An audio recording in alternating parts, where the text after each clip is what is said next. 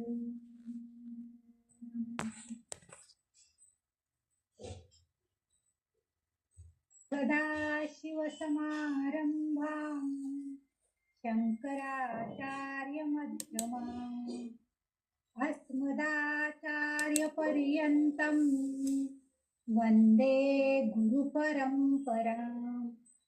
श्रुतिस्मृतिपुराणानाम् आलयं करुणालयम् नमामि भगवत्पादम् शङ्करल्लोकशङ्करम्। शङ्करं शङ्कराचार्यं केशवं बादरायणं सूत्रभाष्यकृतं वन्दे भगवन्तो पुनः पुनः। त्यामध्ये आचार्यांचं थोडंसं वर्णन सांगितलेलं आहे की शंकराचार्य अस्मदाचार्य पर्यंतम म्हणजे आमचे गुरु, आपण जे कोणाला गुरु मानतो त्यापर्यंत त्याचा मध्य म्हणजे पुराण काळापासून मध्यापर्यंत कोण आहेत तर मध्यभागी नेमके आचार्य आहेत की जे आमच्या गुरु परंपरे म्हणजे आचार्यांपासून आपली गुरु परंपरा तयार होती असं त्यांना म्हणतात. म्हणजे अस्मदाचार्य आमचे आचार्य आमचे गुरु पर्यंत वंदे गुरु परंपरा, त्या संपूर्ण असणाऱ्या गुरु परंपरेला आमचा नमस्कार. आणि श्रुती स्मृती ह्यामध्ये हे करुणालयम म्हणजे करुणामय मूर्ती असणारे असं हे त्यांचं घर आहे. कोणाचं? शंकराचार्यांचं. अशा त्या भगवत पूज्यपाद शंकराचार्यांना माझा नमस्कार. लोकशंकर आहेत ते, लोकांचं कल्याण करणारे. त्याच्यानंतर जो तिसरा श्लोक वाचायला त्याच्यामध्ये त्यांच्याकडून काय केलं गेलंय? कृतम सूत्र भाषा कृतम वंदे, ज्यांच्याकडनं अनेक सूक्त रचना अनेक स्तोत्र रचना केल्या गेलेल्या आहेत अशा त्या म्हणजे वेदांवरती भाष्य केलं गेलेलं आहे, भगवद्गीतेवरती भाष्य केलेलं आहे, उपनिषदांचा अभ्यास त्यांनी केलेला आहे, सगळ्यांवरचं विवेचन भाष्य सूत्र त्यांनी जे लिखित केलेलं आहे जे सांगितलेलं आहे त्या भगवत पूज्यपाद आचार्यांना माझा नमस्कार. पुन्हा पुन्हा असं मी शेवटी त्या श्लोकामध्ये सूत्र भाषकृतम वंदे भगवत तो पुन्हा पुन्हा पुन्हा पुन्हा तो म्हणजे इतकं अचाट ज्ञान असणाऱ्या अशा त्या भगवत पूज्यपाद श्री शंकराचार्यांना माझा नमस्कार. असं हे पहिले श्लोक आपण वाचलेले. आपण आज बघणार आहोत ते एक श्लोकी आत्मबोध. आपल्याला एक श्लोकी रामायण, एक श्लोकी महाभारत असं बरंच काही काही आहे. म्हणजे एक श्लोकामध्ये त्या सगळ्या रामायणामध्ये काय आहे ते येतं. एक श्लोक भागवताचा वाचला म्हणजे म्हटला की त्यामध्ये भागवतामध्ये काय आहे ते सगळं आहे. पण हा मुळात एकच श्लोक आहे आत्मबोधाचा. कारण हा एकच श्लोक म्हणजे स्तोत्र मंत्र या स्वरूपामध्ये अध्यात्माचं म्हणजे वेदांताचं सर्व सार सांगणारा असा हा स्तोत्र आहे. फक्त ह्या एकच श्लोकामध्ये आचार्यांनी मी कोण आहे म्हणजे मी कोण या अर्थात आपल्या सगळ्यांना सामान्य साधकांना सुद्धा हे सगळं लागू होतंय. मी कोण आहे याचा शोध त्यांनी शिष्याला प्रश्न आणि उत्तर या स्वरूपामध्ये करून दिलेला आहे. त्या शिष्याने जेव्हा प्रश्न विचारला तेव्हा त्याला पुन्हा प्रश्न करूनच आचार्यांनी त्याच्याकडनं उत्तर काढून घेतलेलं आहे आणि त्याला आत्मबोध करवलेला आहे. तत्वमसी म्हणजे ते ब्रह्म तत्व तूच आहेस असे गुरु शिष्याला हे इथं सांगतायत. आणि नंतर मीच ते ब्रह्म आहे हे त्या शिष्याला कळते. त्या सोप्या भाषेमध्ये म्हणजे काय आहे तर ते आपल्याला या श्लोकामध्ये बघायला. येथे आचार्यांनी सर्वश्रेष्ठ अहम ब्रह्मास्मी म्हणजे काय तर मी ब्रह्म आहे हे अनुभूत ज्ञान त्या शिष्याला करून दिलेलं आहे. खरं तर आपण सगळे साधक जे लोक आहोत त्या अनेक वेदांत अनेक स्तोत्र अनेक ग्रंथ यांचं वाचन विवेचन लेखन प्रवचन व्याख्यान या सगळ्यांचं श्रवणही आपण केलेलं आहे. पण आत्मबोध त्यामुळे आपल्याला होईलच असं नाहीये. कारण हा आत्मबोध हा जो प्रकार आहे किंवा आत्मबोध होणं हे जे आहे हे कुणी कुणाला असं देऊ नाही शकत, फक्त सांगू शकतं. कारण स्वतःची स्वतः अनुभूती यायची अनुभूतीचा विषय आहे. आत्मबोध म्हणजे काय आहे तर अनुभूतीचा विषय आहे. स्वसंवेद म्हणजे स्वतःला जाणून घेण्याची गोष्ट आहे. गुरु शिष्य अशा संवाद रूपामध्ये हे आत्मबोध आहे. एक श्लोकी आत्मबोध असं त्याला म्हटलेलं आहे. जेव्हा आचार्यांचं निर्वाण व्हायचं होतं त्याच्या अगोदरच्या थोड्या काळामध्ये एका शिष्यानं त्यांना प्रश्न विचारला की, आणि त्या प्रश्नाच्या उत्तरादाखल हा जो श्लोक आहे या श्लोकाची रचना झाली असावी असा एक सगळ्यांचा तर्क आहे. परंतु म्हणजे सर्वांसाठी आपल्यासारख्या साधक भक्तांसाठी हा आत्मबोध जो आहे हा मार्गदर्शक आहे, वाटाडे आहे. म्हणजे त्या मार्गाने जर आपण गेलो, त्या मार्गाने जर आपण विचार केला तर आपल्याला सुद्धा निश्चित आत्मबोधाची अनुभूती मिळू शकते असं आचार्यांना खात्री आहे. आणि त्यामुळे त्या मोठा आशय ह्या श्लोकामध्ये सामावलेला आहे. म्हणून ह्या एक श्लोकीला म्हणजे आचार्यांनी जे विविध प्रकारची वाङ्मय प्रकारांमध्ये रचना केलेल्या आहेत, सूत्रभाष्य आहे, विविध श्लोक आहेत आणि इतरही अनेक त्यांनी सूत्रभाष्य सुद्धा केलेले आहे, उपनिषदांवरती विवेचन केलेले आहेत, टीका ग्रंथ केलेले आहेत. पण ह्या एका श्लोकाला त्यांनी प्रकरण ग्रंथ म्हटलेले आहे. आपण आतापर्यंत जे जे ग्रंथ वाचले त्याच्यामध्ये काही ठिकाणी समास, अध्याय या स्वरूपामध्ये विभाग असतात आणि त्यानुसार आपण वाचतो. प्रकरण पहिलं, अध्याय दुसरा, अध्याय चौथा अशा आपण, किंवा समास 10वा असं आपण वाचलेलं आहे. परंतु इथं मात्र ह्या एकाच श्लोकाला त्यांनी प्रकरण ग्रंथ अशी मान्यता त्या काळामध्ये जे म्हणजे अध्यात्मामधले मोठे जे पंडित होते त्या सगळ्यांनी या एक श्लोकी आत्मबोधाला त्यांनी प्रकरण ग्रंथ असं नाव दिले. ग्रंथ म्हटलं की आपल्या डोळ्यासमोर मोठं प्रकरण येतं, मोठा ग्रंथ येतो. मग तो थोडा कमी पानांचा असेल, जास्त पानांचा असेल, पण ह्या एकाच श्लोकाला त्यांनी प्रकरण ग्रंथ असं नाव दिलेलं आहे. त्याला मान्यता प्राप्त झालेली आहे. कारण ह्या श्लोकामध्ये जे त्यांनी जे भाव सांगितले आहेत की आत्मसाक्षात्कार होणं, हीच अनुभूती घेणं, म्हणजेच आत्म्याचा शोध घेणं, हे संपूर्णपणे आपल्यासारख्या सामान्य साधकांना अद्यापपर्यंत तरी अपूर्ण आहे. म्हणजे आपल्याला अजून आत्मबोध झालाय का, आत्मा कोण आहे कधी कळलंय का, आणि आत्म्याचा शोध अपूर्ण आहे. आणि त्यासाठी आपल्याला आता भरपूर व्यासंग केला.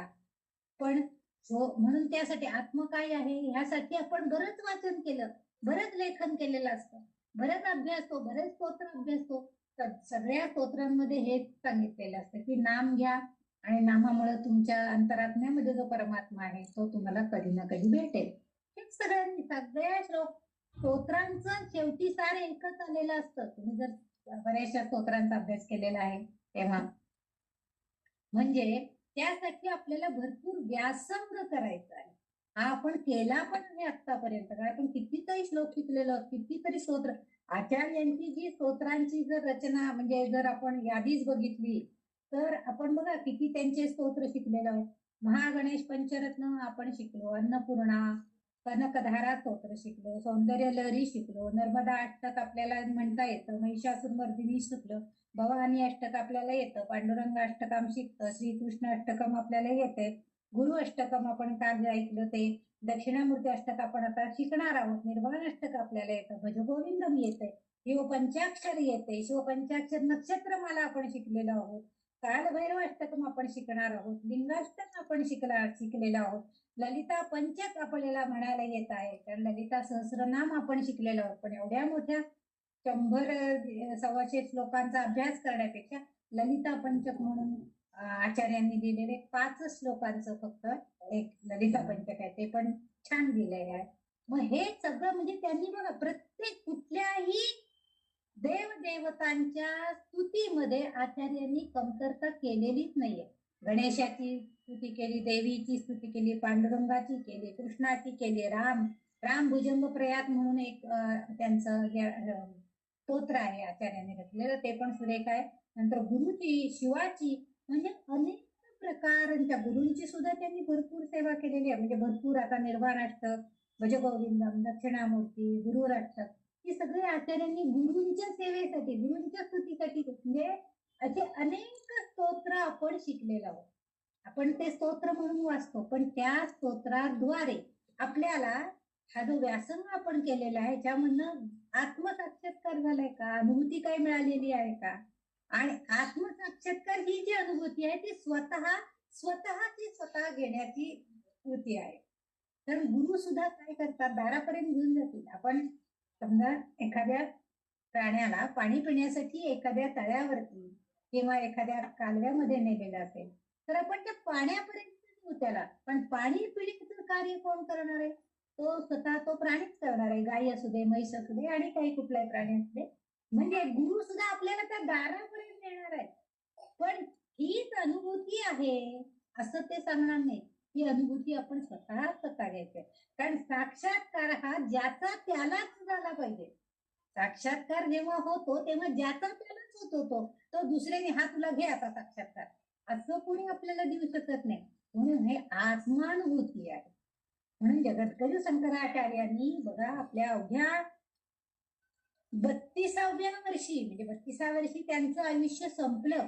त्यांनी 32 वर्षाच्या आयुष्यामध्ये अनेक प्रकारचं लेखन वाङ्मय केलेलं आहे. केवळ अगाध ज्ञान त्यांच्याकडे होतं म्हणून त्यांनी प्रस्थानत्रयी, उपनिषदे, भगवद्गीता अशा अनेक ग्रंथांवरती त्यांनी भाष्य केलेलं आहे. अनेक स्तोत्र लेखन केलेलं आहे. म्हणूनच भगवद्गीतेच्या जे भाष्य माऊलींनी ज्ञानेश्वरीमध्ये केलेलं आहे त्यामध्ये ज्ञानेश्वर माऊली आपल्याला म्हणतात की भाष्यकाराचे वाट पुसतो असं माऊली म्हणतात. का बरं? हा भाष्यकार कोण आहे? तर हे आमचे श्रीमद शंकराचार्य आचार्य आहेत की ज्यांनी आतापर्यंत अनेक भाष्य लिहिलेले आहेत, अनेक त्याच्यावरचे विवेचनात्मक ग्रंथ लिहिलेले आहेत. त्यांना मी वाट पुसतोय म्हणजे त्यांच्या पावलावर पाऊल टाकून म्हणजे मी त्यांच्या पदचिन्हांवरून वाटचाल करतोय असं माऊलींनी सुद्धा आपल्या ज्ञानेश्वरीमध्ये लिहिलेलं आहे की त्यांनी जे योग्य मला मार्गदर्शन केलेलं आहे त्या पदचिन्हांवरून मी माझी वाट चालतोय. आणि त्याचा अनुभव म्हणजे आपल्याला ज्ञानेश्वरी लेखन माऊलींनी केलेलं हे आपल्याला म्हणजे अध्यात्म मार्गातील महत्वाचा टप्पा म्हणजे आचार्यांचं वाङ्मय मानलं जातं. म्हणून पहिल्यांदा जेव्हा मी जो एक श्लोक म्हटला की मध्यमे आचार्य म्हणजे मध्यम जे अध्यात्माला जेव्हा थोडीशी ग्लानी आली होती त्या काळामध्ये आचार्य निर्माण झालेत आणि त्यांनी संपूर्ण अध्यात्म जागृत ठेवण्याचं काम केलेलं आहे. हे महत्वाचा टप्पा म्हणजे त्यांचं वाङ्मय मानलं जातं, आदर्शवत आहे. आकर ग्रंथ, हा प्रकरण ग्रंथ आणि आकर ग्रंथ अशा म्हणजे ते सुद्धा तसंच आहे की थोडंच असतंय, 1-2 श्लोक असतात, 5 श्लोक असतात, 10 श्लोक असतात, पण त्याला त्यांनी ग्रंथ या स्वरूपामध्ये आपल्या पुढे प्रस्तुत केलेला आहे. म्हणजे त्यावेळेच्या जे पौरोहात्य करणारे लोक किंवा जे विद्वान होते त्यांना ते मान्य झालेलं आहे की आचार्यांनी इतकं सुरेख लिहिलेलं आहे. कारण प्रकरण ग्रंथामध्ये काय आहे तर अनेक ग्रंथ आहेत. त्याला आकर ग्रंथ असंही म्हणतात. म्हणजे विविध विषयांवरचं विस्तृत लेखन म्हणजे हे आकर ग्रंथ किंवा प्रकरण ग्रंथ असं म्हटलं जातं. लोकांना त्यावेळच्या वेदांची माहिती नव्हती कारण ते काही असे पंथ निर्माण झालेले होते की लोकांना अध्यात्मापासून बाजूला खेचत होते, दुसऱ्याच मार्गाला त्यांना लावत होते. आणि म्हणून त्यांनी काय केले की वेदांची माहिती नाही म्हणून आचार्यांनी एक सुंदर असा मुद्दा मी याचा उल्लेख का करते की त्या काळामध्ये जेव्हा अध्यात्माला ग्लानी आलेली होती, लोकांपासून अध्यात्म दूर गेलेलं होतं आणि इतरच कर्मकांडांमध्ये लोक गुंतून गेलेले होते, त्या काळामध्ये आचार्यांनी वेदांत बिल्डिंग नावाचा एक आकर ग्रंथ त्यांनी लिहिलेला होता. म्हणजे काय बिल्डिंग म्हणजे काय हो तर मोठमोठ्यांनी आवाज करत त्याची माहिती सांगणं. आता आपण प्रवचनाला जातो, कीर्तनाला जातो तेव्हा सुद्धा ते काय करत असतात, ते अध्यात्म मार्गामधले जे विभूषित लोक आहेत किंवा ज्यांना त्याचं ज्ञान झालेलं आहे ते लोक आपल्याला मोठमोठ्यांनी आपल्या कानापर्यंत येऊन ते आवाज त्यांचे ते आपल्याला सांगत असतात की या ग्रंथामध्ये हे आहे, हे अभ्यासा, ह्याचा अभ्यास करा, हे समजून घ्या. आणि तसं हे वेदांत बिल्डिंग नावाचं जे त्यांचं एक आकर ग्रंथ आहे, प्रकरण ग्रंथ आहे, त्या मोठ्या आवाजात सांगण्यासाठी मोठमोठ्या वाद्यांसहित थोडक्या शब्दात त्यांनी वेदांची माहिती त्या लोकांना करून दिली.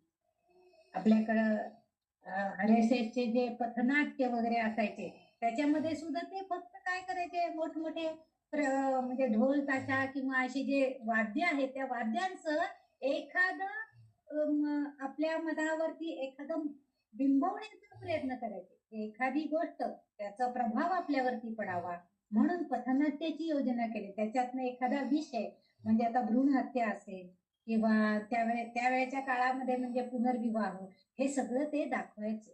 किंवा मुलगी झाली तर कसं त्या मुलीला मारून टाकलं जातं किंवा भ्रूण हत्या का केली जाते, मुलींवर कसा अत्याचार, ते पथनाट्यातून RSS चे लोक आपल्याला दाखवायचे.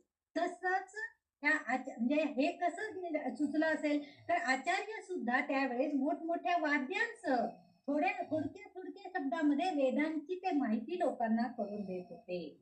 आणि त्यामध्ये ते सांगत असत की मला दोनच गोष्टी माहिती आहेत वेदांताच्या अभ्यासामध्ये, वेदांच्या अभ्यासामध्ये, उपनिषदांमध्ये दोनच गोष्टी मला दिसतात आणि त्या म्हणजे दृक आणि दृश्य. ह्या दोनच गोष्टी आहेत. दृक म्हणजे काय तर दिसणारं, दृक म्हणजे पाहणारा, दृकश्राव्य साधन असं म्हणतो आपण सिनेमाला, म्हणजे दिसतं आपल्याला आणि ऐकू पण येतं शब्द बोललेलं. तसं दृक आणि दृश्य. दृश्य म्हणजे काय, समोर जे चित्र आहे त्याला आपण दृश्य म्हणतो. म्हणजे सिनेमामध्ये आपण बघतो दृक आपण पाहणारे शाश्वत असतो, आपण बघत असतो, पण त्या चित्र जे पडद्यावरती जे चित्र आहेत ती मात्र कशी असतात, थोडी थोडी हलणारी असतात, पुढे पुढे जाणारी असतात, मग ती कथा आपल्याला उलगडत जाते. तसं दृकश्राव्य असं जे आहे त्या प्रकारानं त्या माध्यमातून आचार्य आपल्याला ह्या वेदांची ओळख करून देण्याचा प्रयत्न करत होते.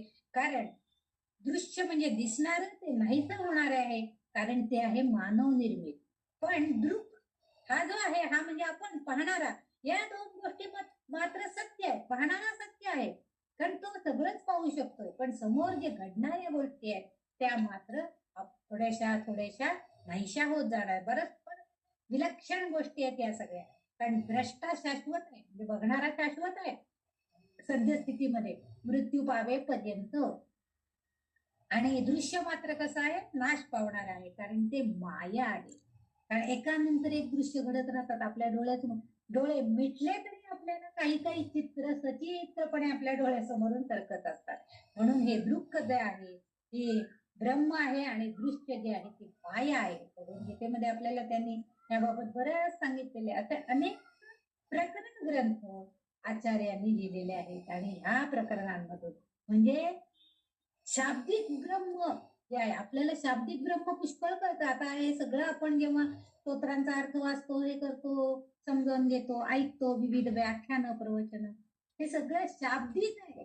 शाब्दिक ब्रह्म आपल्याला पुष्कळ माहिती आहे, पण त्याची अनुभूती आपल्याला येते का, आणि ती अनुभूती म्हणजे आत्मबोध आहे. खूप अभ्यास पाहिजे असं काहीतरी नाही, कारण आपल्याला जर अनुभूती घ्यायची असेल तर अनुभूतीसाठी खूप अभ्यास करायला पाहिजे, खूप पाठांतर करायला पाहिजे, अजिबात नाही. जनाबाई कुठे शिकली होती कधी, जनाबाई कुठे शाळेत गेलेली आहेत ना, ती काही शिकलेली होती, अडाणी बाई होती, परंतु तरी सुद्धा तिच्या श्रद्धेनं दळिता कांदिता तुझं गायीन अनंता असं तिने म्हटलं. तिने अनेक अभंग रचना केल्या आणि त्या श्रद्धेनं भगवंत आपोआप तिचं दळणकांडण करण्यासाठी, न धुण्यासाठी सुद्धा तिला मदतीला आलेले आहे. म्हणजे भगवंताची श्रद्धा जी आहे ती त्याच्यातून, म्हणजे आपल्याला फक्त अभ्यास करायचा, पाठांतर करायचं असं नाहीये, आपल्याजवळ श्रद्धा आहे. साधनेतून, श्रद्धेतून आपल्याला ही आत्मानुभूती करून घेता येते, म्हणजे आत्मबोध करून घेता येतो. सगळ्या रंगांमध्ये पुन्हा आणखी उदाहरण सांगते की विविध, ही सृष्टीमध्ये विविधता आहे, विविध रंग आहेत. आपण बघितलं एखाद्या बगीच्यामध्ये गेलो तर विविध रंगांची फुले असतात, परंतु ह्या सगळ्या रंगांना एकत्र केलं तर एक पांढरा रंग तयार होतो, आणि त्या पांढऱ्या रंगातून मात्र काय होतं, विविध रंग आपल्याला बघायला मिळतात. आपण इंद्रधनुष्य वगैरे बघतो बघा, विविध सृष्टी, विविध सगळ्या रंगांनी ती सृष्टी नटली आहे, पण शुभ्र धवल रंग हाच एकमेव हा त्या रंग, कारण त्या रंगाचं पृथक्करण केलं, त्याच्यावरती जर विशिष्ट प्रकारचे किरण टाकले तर आपल्याला अनेक रंग, सप्तरंग इंद्रधनुष्याचे बघायला मिळतात. तशाच भाषा आहेत आपल्या, विविध तऱ्हेच्या भाषा आहेत. आपण आपल्या भारतामध्ये तरी नाना भाषांचे लोक आहेत, सगळे विविध भाषांमध्ये बोलत असतात.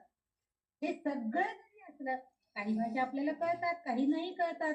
पण शब्द वाचून कळले सारे, शब्दांच्या पलीकडले अशी एक भाषा आहे आणि ती आहे मौनाची भाषा. म्हणजे शब्द नाही, त्याच्यामध्ये काही नाहीये, फक्त डोळे आणि आपल्या हातांच्या ऍक्शन ह्यावरून आपल्याला ती भाषा कळते. म्हणजे त्यासाठी काहीही ती भाषा शिकायला लागते असं नाही. शब्दा वाचून आपल्याला सगळं कळतं शब्दांच्या पलीकडलं. कारण डोळ्यातून जर समजा एखादी व्यक्ती काही कृती करत असेल तर त्याच्यातून किंवा तो प्रसंग पाहताना आपल्या डोळ्यासमोर आपोआप ते चित्र उभं राहतं आणि डोळ्यातून नकळत पाणी सुद्धा आपल्या येतं.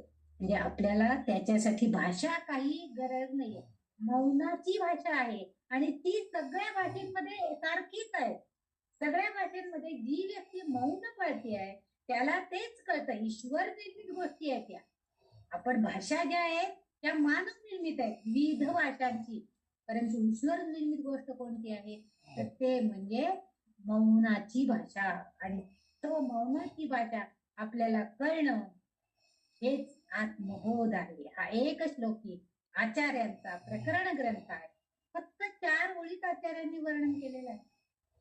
खरं तर आचार्य अगाध ज्ञानी आहेत, कारण अष्टमे चतुरो वेद, म्हणजे फक्त 8 वर्षाचे होते तेव्हा 4ही वेदांचा त्यांचा अभ्यास पूर्णपणे झालेला होता.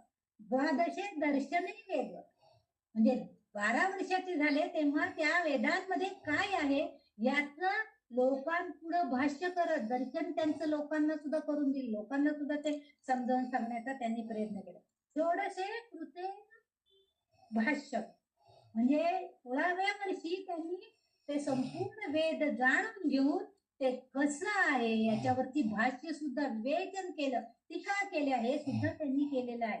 आणि द्वात्रिशो म्हणजे 32 वर्षी हा मुनी सारखा असणारे हे जे आचार्य आहेत, ब्रह्मचारी आहेत, तर त्यांनी अभ्यागता निघून गेलेले, म्हणजे अनंताच्या प्रवासाला निघून गेलेले आहेत अवघ्या 32 वर्षी. असे हे शंकराचार्य यांच्या एका शिष्यांपैकी एका शिष्यानं आचार्यांना विचारलं की आचार्य, सगळं वाङ्मय तुमचं आम्हाला कळतंय हो, पण आता हे सगळं कळलं, तुम्ही सगळी स्तोत्र, सगळे वेद, भाष्य सूत्र, हे सगळं मी अभ्यासलं, सगळं झालं, मला सगळं कळलं, पण तरीही कळतंय पण वळत नाहीये. तर तुम्ही काय करा, थोडक्यात सांगा ना की कशा प्रकारे मी आराधना करावी, उपासना करावी, आणि नेमका तो आत्मा आहे तरी कुठं भेटणार आहे तो मला, असा प्रश्न शिष्याने विचारला. आणि तेव्हा आचार्यांनी त्या शिष्यालाच प्रश्न केलेला आहे आणि तो जो श्लोक आहे, तो शिष्याला केलेला प्रश्न आहे, तेच म्हणजे एक श्लोकी आत्मबोध. हा जो श्लोक आहे, एकच श्लोक आहे, 4-8 ओळींचा, हा एवढाच त्यांनी दोघांच्या मध्ये संभाषण झालेलं आहे, पण त्याच्या पाठीमागचा गुढार्थ मात्र खूपच मोठा आहे. आपण आता नुकतंच 2025 साल संपवलं, म्हणजे गेलेलं आहे, ते निघून गतकाळ आहे तो आता.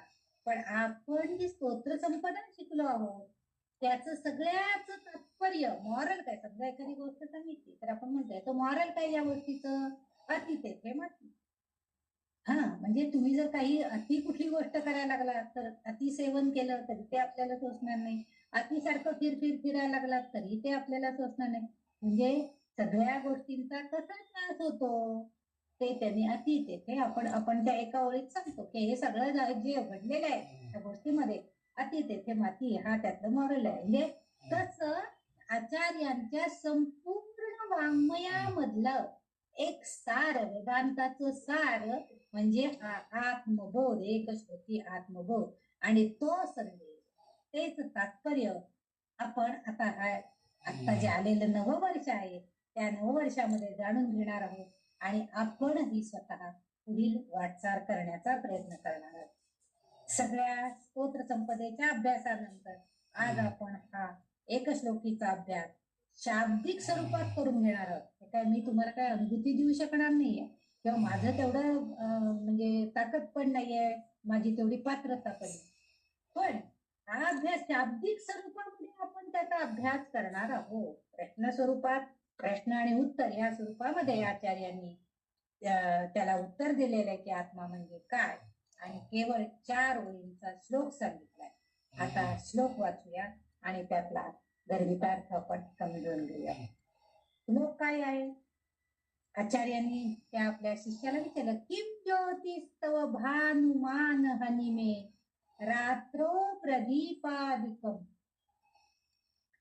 स्यादेव रविदीप दर्शन विधो किम ज्योतिराख्याहि मे चक्षुस्तस्य निमीलनादि समये किम धीर्धियो दर्शने किम तत्राहमतो भगवन् परमकम ज्योतिस्तदस्मि प्रभो. म्हणजे शिष्य पण तेवढा तोला मुलाचा होता बरं का, तात्काळ उत्तर देत होता. पहिला प्रश्न आचार्यांनी विचारला. आता पहिल्यांदा आपण तुमच्याकडे जर तुम्ही लिहिलेला असेल श्लोक तर त्याचं थोडस संधी विग्रह करून लिहून घेणार असाल तर बघा, पहिल्या ओळीच्या किम अधिक ज्योती अधिक तव, दुसरा शब्द भानुमान अधिक अहनी. पहिल्या ओळीमध्ये रात्रो प्रदीपादिकम, त्याच्यामध्ये प्रदीप अधिक अधिकम अधिक स्यात एवम, स्याद एवम जे आहे तिथं स्यात एवम.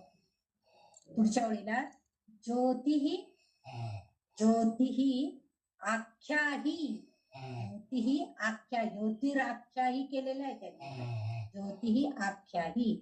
आणि चक्षुस्तस्य, चक्षु अधिक तस्य, निमीलन अधिक आदि समये धीहि धिय तत्र अहम अतः,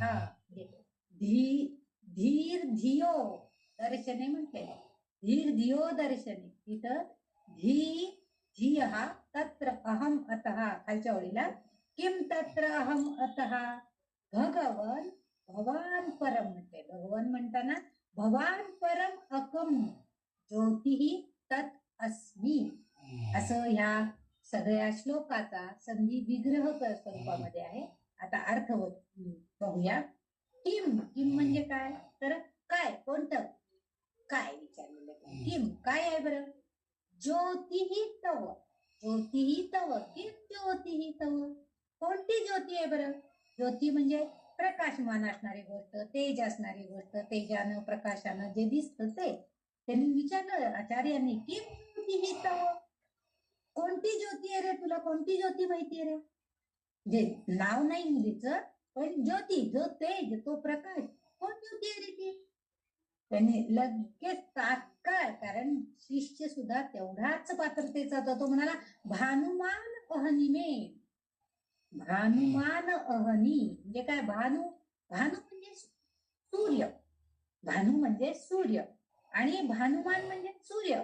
अहनी, अहनी म्हणजे काय तर दिवसा, अहनी, अहर्निश म्हणतो ना आपण, अहर्निश सूर्य हा पृथ्वी सूर्याभोवती फिरत असते असं आपण वक्तव्य करतो की अहर्निश हे सदैव हे चालूच असतं की झाडाला फुलं येणं, पुन्हा पान गळती होणं, पुन्हा झाड भरून येणं, पुन्हा अहर्निश चालूच आहे. मग आपण त्याच्यासाठी त्याला पानं घालतो, खत घालतो, म्हणजे अहर्निश सदैव ह्या गोष्टी चालूच आहे. म्हणून पहिला प्रश्न जेव्हा आचार्याने विचारला की कोणती ज्योती आहे, की ज्योती म्हणजे तुला तुझं आयुष्य जे तू जगतोय ते दिसताना कोणती ज्योती तुला कारणीभूत होते? त्यांनी लगेच सांगितलं की सूर्य, दिवसा मला सूर्य हा प्रकाशमान करतो. कारण आपल्याला जर बघायचं असेल तर खूप पाऊस पडत असला तर अंधार अंधार अंधारमय होतं आणि मग आपल्याला सुद्धा मरगळ आल्यासारखे होते. पण जेव्हा सूर्याचं प्रखर किरण किंवा सूर्याचं तेज आपल्याला मिळतं सूर्यामध्ये, म्हणून आपल्याला आरोग्यदायी सुद्धा सूर्याचा प्रकाश आहे असं सांगितलं जातं. तर हा सूर्य मला दिवसा अहर्निश रोज सदैव हा मला प्रकाश देतोय. आणि शिवाय काय, रात्र प्रदीपादिक, आणि काय होतंय तर रात्री जे आहे तर दीप, दीप रात्र म्हणजे रात्रीच्या वेळेला काय होतं तर दीप म्हणजे दिवा, विविध स्वरूपांचे दिवे. आत्ताच्या काळीला बटन दाबलं की सगळे दिवे टापट लगेच प्रकाशमान होतात, पण पूर्वी तसं नसायचं. म्हणून काही ठिकाणी समया, कंदील, मोठे स्टँड किंवा असे लांबण दिवे वगैरे असं लावलं जायचं. म्हणजे आपल्या अगदी जेव्हा आपल्या लहानपणी बघा तुम्ही गावांमध्ये असा एक स्टँड असायचा आणि त्याच्यावरती एक रॉकेलचा कंदील सारखं ठेवलेलं असायचं आणि ते रात्री येऊन तो एक माणूस सगळं म्हणजे आपले कर्मचारी कोण असतील ग्रामपंचायतीचे वगैरे ते येऊन तो दिवा लावून जायचा, सगळे रस्ते उजेडात राहावे थोडा वेळ तरी का होईना. हे जे आहे म्हणजे रात्री काय होतंय की दीप मला प्रकाशमान करतो, त्या दिव्याच्या प्रकाशामध्ये मला दिसतं, म्हणजे मी पाहू शकतो. दिवसा मी सूर्याच्या प्रकाशामध्ये बघतोय सगळं, म्हणजे माझं जीवन चालू आहे प्रकाशमान होण्याचं, आणि रात्री मात्र दिव्याच्या प्रकाशामध्ये आहे. आदिकम म्हणजे इत्यादिकम म्हणतो ना आपण, तर भानुमादिकम म्हणजे हा दिव्याचा प्रकाश रात्री मला प्रकाशमान करतो, त्या विविध स्वरूपामधले दिवे आहेत.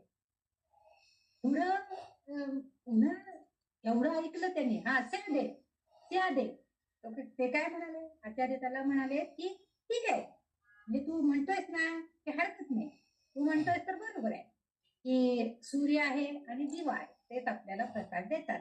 त्याच्या ज्योती म्हणजे सूर्य एक मोठी ज्योत आहे आणि दिव्याचे असणाऱ्या छोट्या छोट्या ज्योती आपल्याला प्रकाश देतात, मान्य आहे. त्या देव रविदीप दर्शन विधो किम ज्योती आख्यायिनी.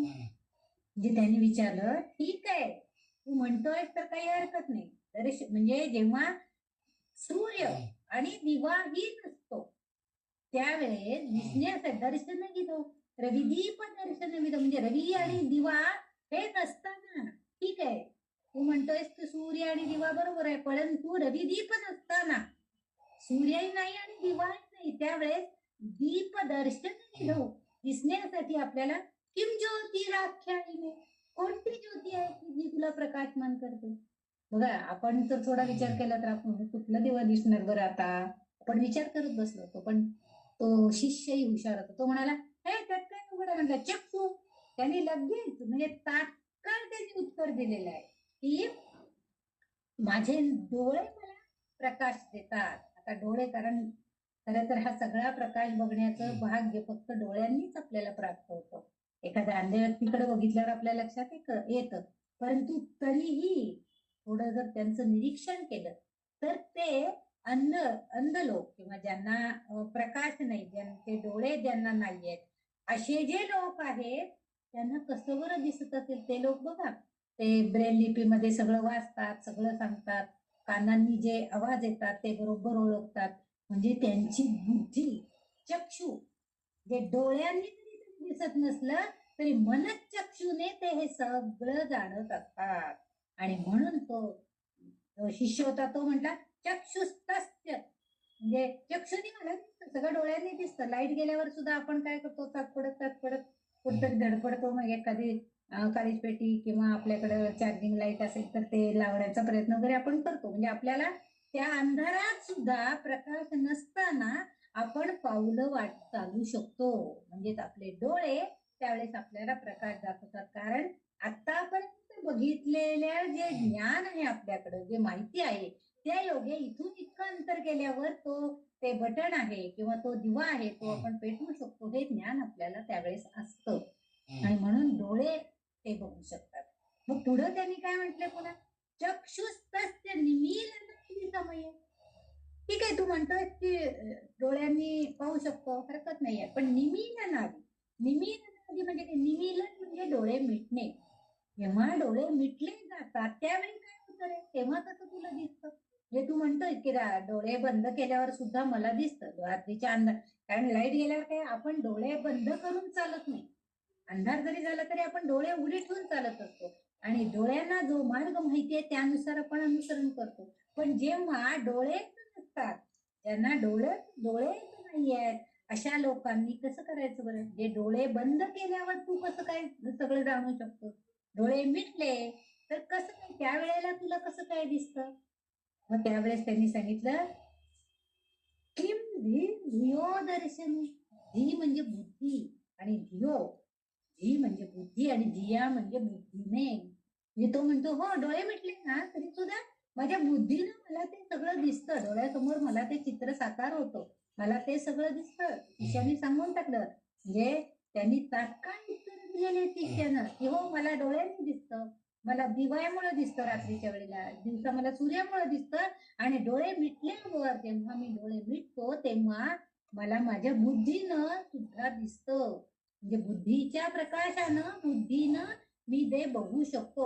दर्शने म्हणजे दिसण्यासाठी, तर ते म्हणजे किम धियो दर्शने, दर्शन म्हणजे पाहण्यासाठी मला त्या बुद्धीचा उपयोग होतो, दिसण्यासाठी मला बुद्धीचा उपयोग होतो. पुढं आचार्य त्याला पण किम तत्र अहमतो भवान परमकम ज्योतिस्तदस्मि प्रभो. मग ते म्हणतात की असं कसं काय तुला डोळे मिटल्यावर सुद्धा कसं काय दिसतंय? मग कसं तुला ज्योती कोणती दिसती त्याच्यामध्ये? आणि तात्काळ शिष्याने उत्तर दिलं, हो तो मीच आहे, मीच अहम. इथं जे म्हटलंय की तत्र अहमतो तत् अहमतो, अहम म्हणजे मीच होतो. मलाच ते दिसतं, मलाच ते दिसतं, मलाच प्रकाशमान होतं. भवान आहे म्हणजे अतः, म्हणून त्यांनी म्हटलंय की तिथे मी आहे.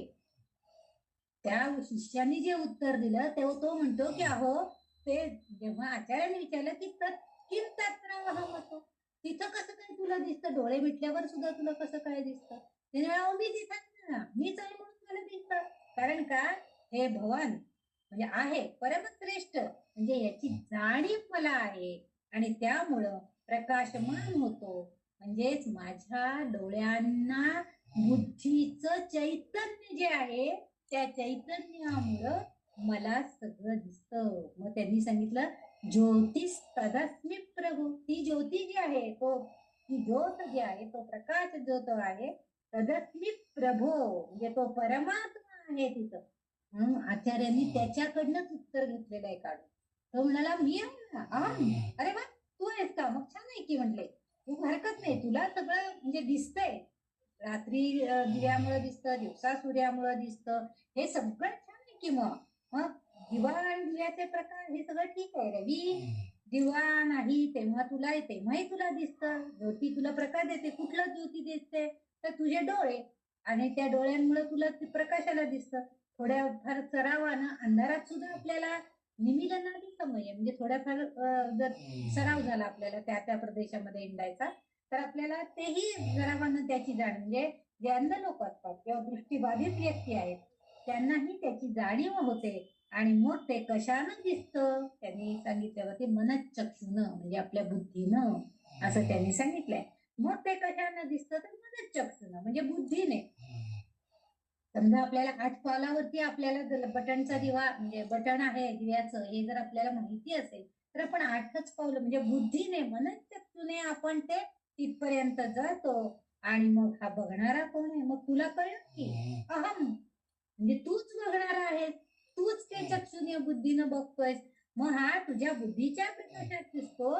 मग ते तुला कसं कळलं होतं? म्हटलं मला कळलं, मी आहे ना, मी तिथं आहे म्हणून मला ते कळलेलं आहे. त्यांनी सांगितलं मग हा मीच आहे, अहम म्हणजे अस्मी. तर जे त्यांनी हा शब्द वापरलेला आहे, किम तत्र अहमतो भवान परमकम ज्योतिष तदस्मी प्रभो. त्यांनी सांगितलं की मला अहम अस्मी, मी आहे, एक ज्योती अंतरंगामध्ये सुद्धा आहे आणि अंतरंगात आहे आणि तो मीच आहे. हे जेव्हा शिष्याला कळलं आणि मग आचार्य त्याला म्हणाले, अरे तुला हे कळले ना की तूच आहेस तिथं आहेस, मग मग आचार्य म्हणतात, अरे मग हा तूच, हा अहम, हाच ब्रह्मास्मी आहे. अहम म्हणजे तू आता इथं. तो स्वतः म्हटलं मी तिथं आहे, अहम अस्मी, मी आहे तिथं म्हणून मला ते दिसतं. म्हणजे अंतरंगामध्ये जर आपण डोळे मिटून जरी काही पाहण्याचा प्रयत्न केला तर तो अहम ब्रह्मास्मी आहे. म्हणजे तो ब्रह्म जाणून घेणारा सुद्धा मीच आहे. आणि हेच तुला जाणून घ्यायचंय रे. तू जो प्रश्न विचारलाय, तो आत्मा कुठं आहे, तो कसा मला दिसेल, मी कशी आराधना करू, कशी उपासना करू, हा जो तू प्रश्न विचारलायस मला, त्याचं उत्तर तेच आहे की तुझ्याच अंतरंगामध्ये हे सगळं आहे. फक्त तुला तुझ्या म्हणजे बुद्धीचे डोळे उघडे ठेवून तुला ते ज्ञात करून घ्यायचंय, असं आचार्यांनी त्याला सांगितलं. म्हणजेच अहम ब्रह्मास्मी तत्वमसी हा जो त्यांनी नियम म्हणजे तत्व सांगितलेलं आहे की हेच तू जाण की अहम ब्रह्मास्मी, हेच तत्व तू जाणीव ठेव याची की तूच ब्रह्म आहेस. म्हणजे परमेश्वराचा अंश म्हणून आपणच आहोत आणि आपण ते जाणलं पाहिजे. आणि हेच तू जाणून घे, हे आचार्यांनी शिष्याला त्याच्या मार्फतच त्याच्याकडच्या उत्तरातूनच त्याला जाणीव करून देते.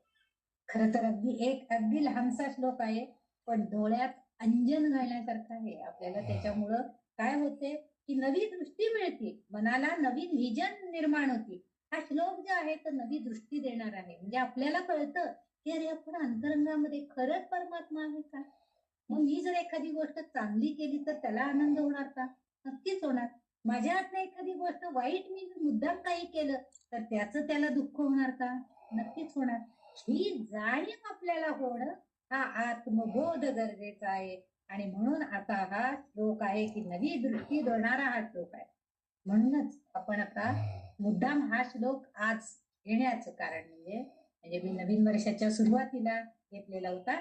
ह्या सुरुवातीलाच हा एक श्लोक ही अध्ययन करून आपण आत्मबोधाचं आपल्याला ह्या वर्षामध्ये ज्योती कोण, हे वर्ष कशानं प्रकाशित होणार आहे याचाही आता आपल्याला बोध होत राहणार. म्हणजे आपण जेव्हा आता कुठल्याही स्तोत्राचं वाचन करू किंवा कुठलंही एखादं नवीन काही ऐकू, तेव्हा आपल्यामध्ये आपला आत्मा जो आहे तो संतुष्ट आहे का, तो संतुष्ट राहणार आहे का, माझ्या कुठल्या कृतीमुळे आपल्याला आत्मा संतुष्ट राहणार आहे याचं आपल्याला थोडस सारखं मनामध्ये त्याचं मनन आणि चिंतन काय केलं जाणार आहे.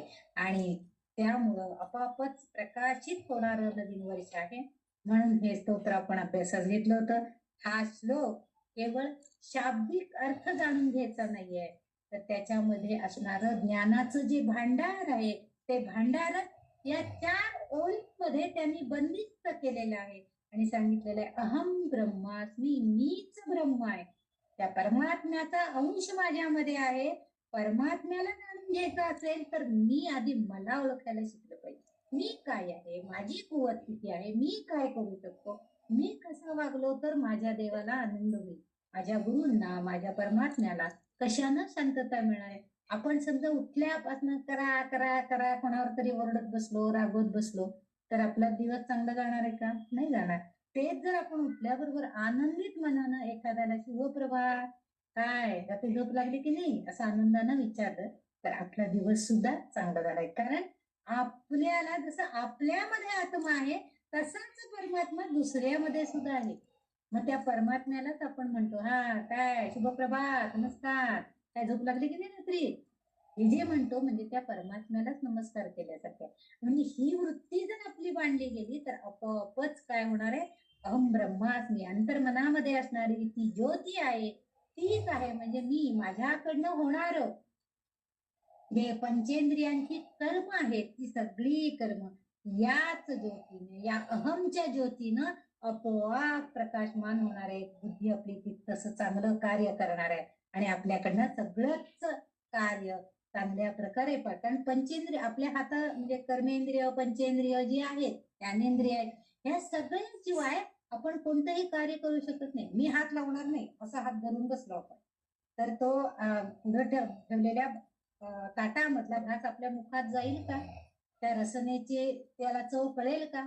म्हणजे हे जे आहे सगळं कशामुळे होतं, अहम, मला स्वतःला ओळखायचंय की माझ्या आतमध्ये म्हणजे मी समजा आनंदानं ठीक आहे एखाद्या दिवशी बायकोच्या हातनं किंवा त्या करणाऱ्या मुलींच्या हातनं एखादं मीठ थोडं जास्त झालं असेल, कमी झालं असेल, हरकत नाही. पण आनंदानं मी ग्रहण केलं तर माझ्या आतला परमात्मा सुद्धा म्हणेल किती छान वागला माझा साधक भक्त आज, की त्यांनी ओरडाओरडा केला नाही, रागवला नाही कुणावरती. ही जी आहे म्हणजे त्या अहमला, त्या परमात्म्याला आपण ओळखायचंय. अंतर्मनामध्ये असणारी जी ज्योती आहे तेच आपले ज्ञानेंद्रिय, कर्मेंद्रिय चांगल्या प्रकारे कार्यान्वित करणार आहेत. आता आपण ह्या श्लोकाचा सरळ भावार्थ एका म्हणजे श्लोक संस्कृत मध्ये असल्यामुळे आपल्याला काहीस थोडस अवघड जाते, पण त्याचा भावार्थ अगदी सोप्या साध्या शब्दात सांगितलेला आहे. त्या एक निर्मलाताई जोशी म्हणून आहे तर त्यांनी ह्या 4 ओळींचा 16 ओळीमध्ये रूपांतर केलेलं आहे. अगदी सोपे शब्द आहेत आणि तुम्हाला ते ऐकल्यावरती सुद्धा अगदी ते छान कळेल की कसं आहे तो श्लोक, कसं त्यांनी रचना केलेली आहे बघा. फार सोपे आणि 4च ओळींचे 16 आहेत पण फार छान सोप्या भाषेमध्ये त्यांनी ते सांगितलेलं आहे. पहिल्यांदी शिष्य म्हणतोय, काय म्हणतोय शिष्य?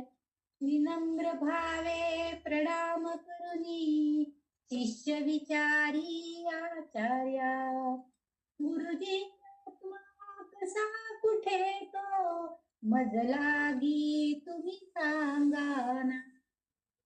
शिष्याने प्रश्न केला. आता गुरु काय म्हणतात? किंचित हसुनी बरे, किंचित हसुनी बरे म्हणो मी, प्रश्नच करीती शिष्याला, सांग बाळ विचार करुनी प्रकाश देई कोण तुला. शिष्य लगेच उत्तर देतोय, दिवसा दिनकर मला दाखवी, रात्री दिवा तो मदतीला. शिष्य देत से उत्तर धडकरी, गुरु विचारी प्रश्न पुन्हा. शिष्याने सांगितलं, दिवसा दिनकर मला प्रकाश देतो, रात्री दिवा तो मदतीला. प्रकाशासाठी दिवा मदतीला असतोय. गुरु म्हणाले, ठीक आहे, झडकरी उत्तर दिले. उत्तर झडकरी, तात्काळ उत्तर देऊन टाकलं.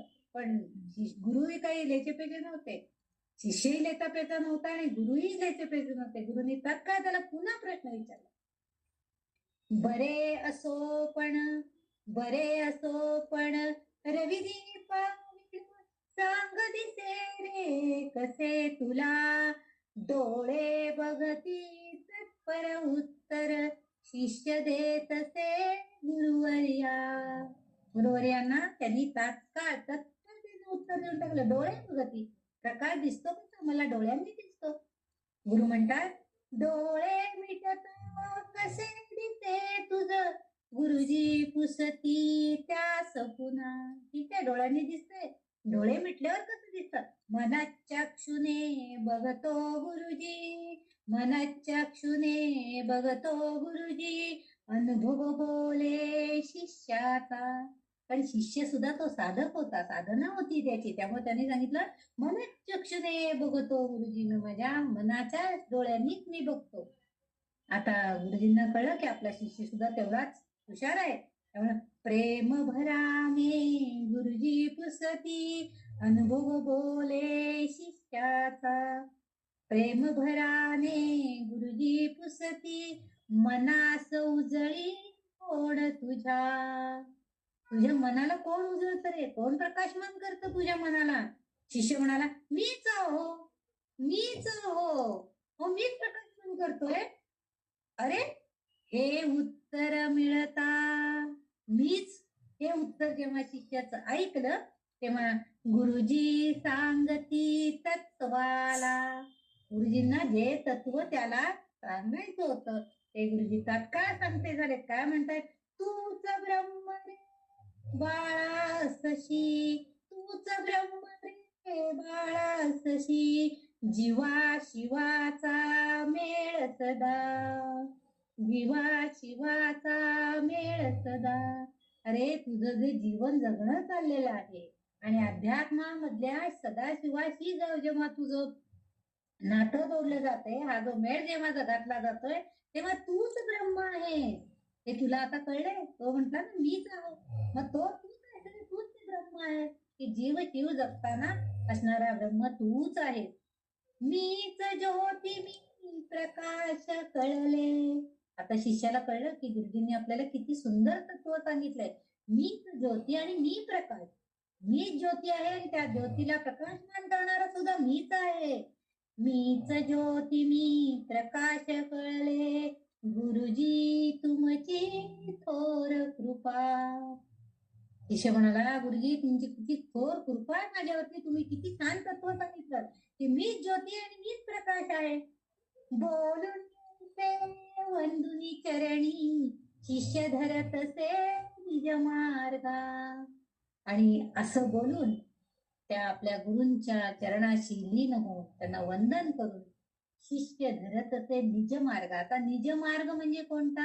तर त्याचा जो आत्म्याचा शोधाचा जो मार्ग आहे, निज म्हणजे स्वतःचा, स्वतःच्या आत्म्याचा शोध घेण्याचा जो मार्ग आहे, त्या मार्गाला शिष्य धरत असे म्हणजे शिष्याचा तो मार्ग निवडतोय आणि आत्म्याचा शोध घेण्याचा प्रयत्न करतोय. आत्मबोध हा आचार्यांनी केला सुंदर अति सोपा. असा हा आत्मबोधाचं तत्व आचार्यांनी अतिशय सोप्या पद्धतीनं आपल्याला सांगितलेलं आहे. थोडक्या प्रमाणामध्ये सांगायचं तर आपल्याला आत्मा हा बाहेर कुठे शोधायची गरजच नाहीये. आत आपल्या अंतर्मनात आहे हे आपल्याला कळतं. जे काही आहे ते आत्मज्योती इथेच म्हणजे माझ्यात आहे. कारण मी ब्रह्म आहे हेच कळलं आणि मनावर ठसलं की यज्ञात्वा नेह यज्ञातव्यम अवशिष्यते. म्हणजे आता जेव्हा मला हे कळलं, जे कळलेलं आहे यज्ञात्वा जे काही कळले ते आत्मज्योती इथे भूयून माझ्यामध्येच हे सगळं आहे. हे यज्ञातव्यम. आता मला काय कळून घ्यायचंय नाही, मला आता सगळं कळलंय. अवशिष्ट ते आता काही शिल्लकच राहिलं नाही. मला आता सगळं कळलेलं आहे की इथंच माझ्यामध्येच ती आत्मज्योती आहे. आता जाणून घ्यायचं काही शिल्लकच राहिलेले नाही असं त्या शिष्याला कळलेलं आहे. अशा सोप्या शब्दामध्ये आचार्यांनी हा एक श्लोकातून आपल्यासारख्या साधकांना तुम्ही सुद्धा काय करा, स्वतःला शोधण्याचा प्रयत्न करा. कारण भरपूर वाचन प्रवचन कीर्तन ह्याच्यातनं तुम्हाला आत्मबोध होत नाहीये. तुम्ही स्वतःला स्वतःच ओळखायचा प्रयत्न करा. कारण तुमच्यामध्ये आत्मज्योती तुमची तुम्हीच प्रकाशित करायची आहे. आपलं आपल्याला आपण करून गेलं माझी शक्ती कशात आहे, मला काय करायचं आहे हे आत्मबोध आपला आपण करून घ्यायचा आहे. कारण ही आत्मानुभूती आहे, ही अनुभूती आपण घ्यायची आहे. त्यासाठी आपण स्वतःला स्वसंवेद्य स्वतःला स्वतः जागृत ठेवायचं आहे. हेच आचार्यांनी ह्या श्लोकातून आपल्याला सांगितलेलं आहे. आणि संपूर्ण वेदांमध्ये सुद्धा आपल्याला तेच सांगण्याचा प्रयत्न वेद उपनिषद भाष्यकार सगळे करतायत. आणि ते आपण या एका श्लोकातून जाणून घेतलेलं आहे आचार्यांच्या. आपणही या पुढच्या भविष्य काळामध्ये आपल्या स्वतःला ओळखण्याचा प्रयत्न करायचा आहे. माझ्यामध्ये जो आत्मा आहे तो आत्मा सदैव कार्यान्वित राहायला पाहिजे, त्याला दुखवायचं नाहीये. त्याच्या मनासारखं सगळं म्हणजे कुणालाही आपल्याकडनं काया वाचा मनानं सुद्धा दुखवलं जाऊ नये हा प्रयत्न करायचा आहे. ज्या योगे परमात्मा सुद्धा शांत राहील, परमात्म्याला सुद्धा आनंद मिळेल अशाच गोष्टी माझ्याकडनं घडल्या पाहिजेत. ज्या योगानं त्याला चांगला आनंद मिळेल तो प्रयत्न आपण ह्या नवीन वर्षामध्ये करण्याचा प्रयत्न करायचा आहे. की परमात्म्याच्या आनंदासाठीच आपण काहीतरी करायचं आहे. ज्या योगे आपला आत्मा म्हणजे स्वतःचा आत्मा सुद्धा आनंदित राहणार आहे आणि आतमध्ये असणाऱ्या अंतर्मनामध्ये तो आत्मा आहे याची जाणीव सदैव आपण ठेवायची आहे. म्हणजे आपला देह जरी गेला तरी तो आत्मा तरी आनंदानं दुसऱ्या देहात प्रवेश करावा, जेणे पुढचं आयुष्य आपल्याला जे मिळणार आहे. असेल समजा आपल्यामध्ये काही काय वाचा मनानं काही जर पाप झालेली असतील तर आपल्याला पुढचा जन्म घ्यावाच लागणार आहे. लागू नये हे अत्यंत उत्तम आहे. परंतु जरी लागला तरी सुद्धा पुढच्या जन्मामध्ये माझं जे राहिलेलं उर्वरित आत्मबोधाचं आत्माचा साक्षात्कार करून घेण्याचं कार्य आहे ते मी निश्चितपणे पार पाडेन अशा मनाशी खंबीरपणे असा नियम करून असं आपल्या मनाला बजावायचंय. आणि ह्या पुढच्या वर्षांमध्ये म्हणजे ह्या एकाच वर्षाचं नाही, पुढच्या अनेक वर्षांमध्ये जेवढं आपलं आयुष्य आहे तिथपर्यंत ही वाटचाल करायची आहे. आणि म्हणून हा एक श्लोकी आत्मबोध आज सांगण्याचं कारण म्हणजे या वर्षाच्या सुरुवातीला इथून पुढच्या प्रत्येक वर्षी सुद्धा या आत्मबोधाचा शोध घेणं आपला सदैव चालू असणार आहे. आपल्याला त्याची अनुभूती भगवंतांनी करून द्यावी, तसं मार्ग आपल्याला दाखवावा. आणि तो असेल जर सद्गुरू आपले चांगले असतील म्हणजे गुरु चांगलेच असतात, पण त्या मार्गाने जर आपण त्यांचं बोध धरून गेलो तर ते आपल्याला निश्चितच अशी आत्मानुभूती करून देतील. आणि ती आत्मानुभूती आपल्याला झाली हे ओळखण्याची शक्ती ही आपल्याला प्रदान करते. ती क्षमता आपल्यामध्ये यायला हवी. आणि त्यासाठी आपण त्या सद्गुरूंचं आचार्यांचं पुन्हा पुन्हा एकदा त्यांना वंदन करूया. आणि त्यांच्यामुळे आपल्याला हा आत्मबोध कळला आणि हा बोध आपण पुढे पुढे न्यायचा आहे, इतरांनाही सांगायचं आहे. आणि वर्षानुवर्ष त्या आत्मभूत अनुभूती करून घेण्याकडे आपल्याला आयुष्य इथून पुढचं तरी घालवायचा आहे. आतापर्यंतच्या आयुष्यामध्ये गेलेलं गेलं, परंतु पुढचं तरी आयुष्य आत्मानुभूतीसाठी आपण जगायचंय. चांगल्यात चांगले सत्कर्म करायचे आहेत, असं आपण प्रयत्न करायचा आहे. यासाठी सगळ्यांनी शुभेच्छा द्यायचं तेवढा अधिकार माझा नाही आहे, पण नवीन वर्षामध्ये सगळ्यांना नवीन वर्षाच्या खूप खूप शुभेच्छा. आणि त्या सद्गुरूंनी सुद्धा आपल्या सगळ्यांवर त्याचीच कृपा करावी, त्याच आशीर्वाद त्यांचे असावेत हीच अपेक्षा करून आज इथं ह्या एक श्लोकी आत्मबोध जगद्गुरु शंकराचार्यांनी जो आपल्याला दिलेला आहे त्याचं विवेचन आधी इथं विराम देते. धन्यवाद.